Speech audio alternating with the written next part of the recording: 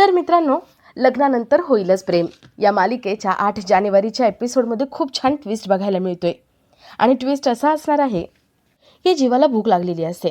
नंदिनी आईच्या हातून जीवासाठी गरमागरम भात पाठवते. जीवा वरण भात बघतो आणि त्याच्यामध्ये हात घालतो. जीवाचा हात भाजतो. आई म्हणतात, जीवा, नंदिनीने मला आधीच सांगितलं होतं, तुम्ही एकदम हात घालाल आणि तुमचा हात भाजेल. जीवा विचारतो, खरंच ती असं म्हणाली होती? आई म्हणतात, हो, तुझा विश्वास नसेल ना तर बघ, आत्तासुद्धा बाल्कनीतून तुलाच बघत असेल. जीवा बाल्कनीकडे बघतो. तिकडे त्याला नंदिनी उभी दिसते. जीवाला कळलेलं असतं की नंदिनीचं पण आपल्यावरती अजून तेवढंच प्रेम आहे, पण नंदिनी मुद्दाम असं रुसण्याचं नाटक करते. जीवा तिच्याकडे बघतो आणि स्माईल करतो. तो वरण भात खातो. तर इथे पार्थ झोपण्याचा प्रयत्न करतो आणि त्याला काव्याचा आवाज येतो. काव्या इथे आपल्या शेजारी आपल्या बोक्याला झोपवते.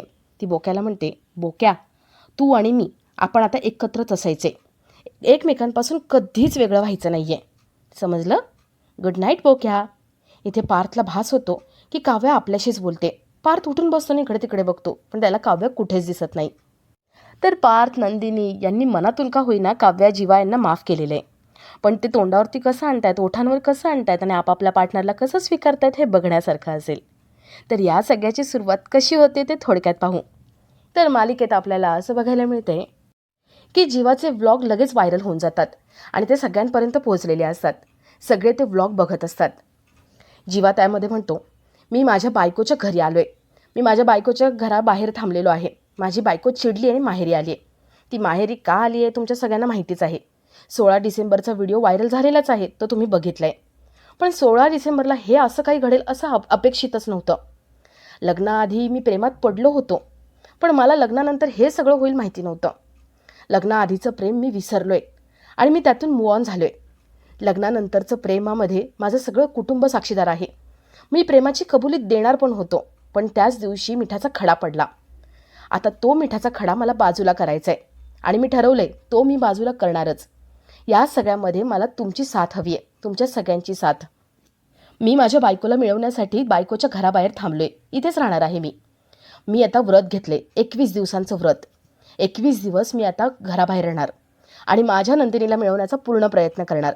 मला माहिती आहे 21 दिवस पुरतात एखादी गोष्टीची सवय लागायला आणि सवय मोडायला. माझं प्रेम आता मी मिळवणारच.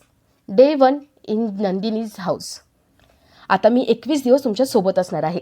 21 दिवस काय काय होतंय, नंदिनी माझ्या प्रेमात कशी पडते आणि आम्ही नंदिनीला कसं घेऊन जातोय हे मी तुमच्या सगळ्यांना दाखवणार आहे. माझ्या प्रेमाचा प्रवास मी तुमच्यासोबत करणार आहे. मला तुमच्या सगळ्यांची साथ हवी आहे. त्यासाठी लगेचच माझ्या चॅनलला लाईक करा, सबस्क्राईब करा, शेअर करा आणि कमेंट करा. जीवा तो पहिला व्लॉग संपवतो. सगळ्यांनी व्लॉग बघितलेला असतो. रम्या, वसू यांनी सुद्धा बघितलेला असतो. वसू म्हणते, रम्या, आता काय आपण कमेंट करायची? रम्या म्हणते, हो, नेगेटिव्ह कमेंट. वसू म्हणते, रम्या, नेगेटिव्ह कमेंट्स करायच्या म्हणजे फेक अकाउंट पाहिजेत.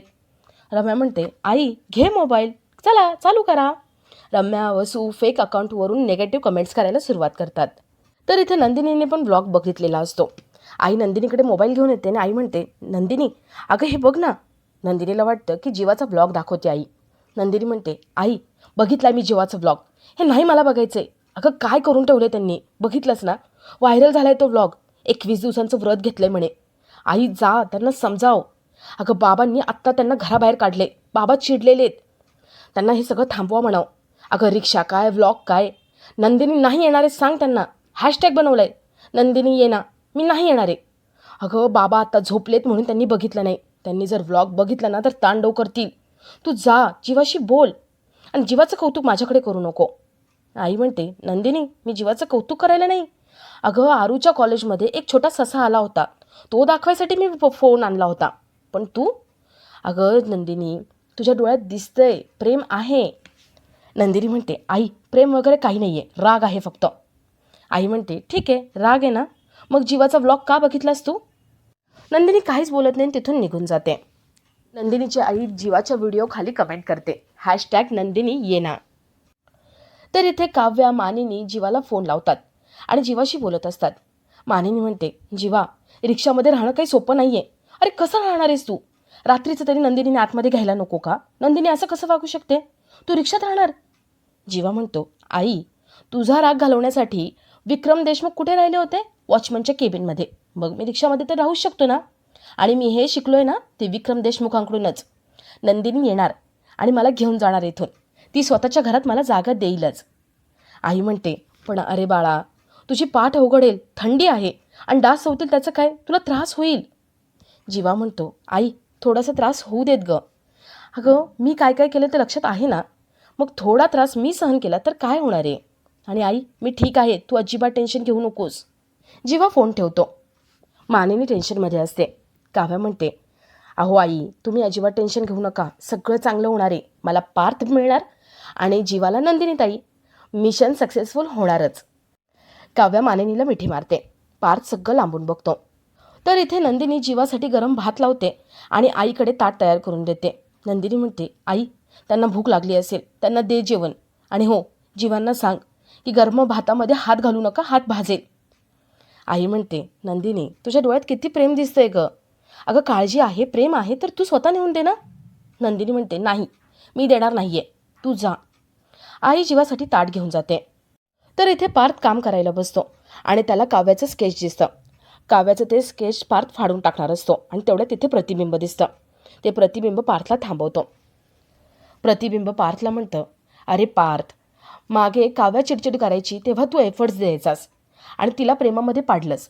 आता तू चिडचिड करतोय आणि काव्याचे एफर्ट्स ते तुला दिसत नाही आहेत का, तुझ्यापर्यंत पोहोचत नाही आहे का.